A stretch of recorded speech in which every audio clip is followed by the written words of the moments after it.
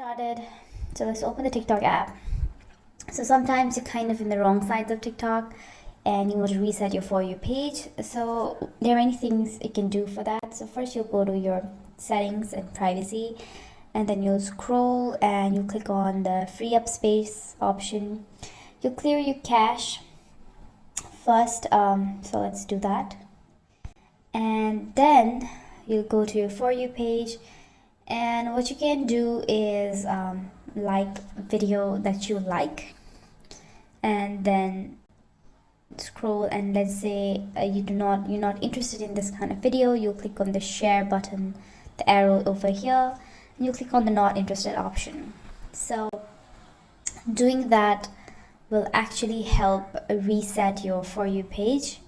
So if you do not like a video, what you can do is click on not interested, and then once you're doing it for some time, TikTok will actually catch up with you and understand the kind of videos that you like, and will hopefully reset your For You page in maybe a few days to a week, and your TikTok For You page will be reset.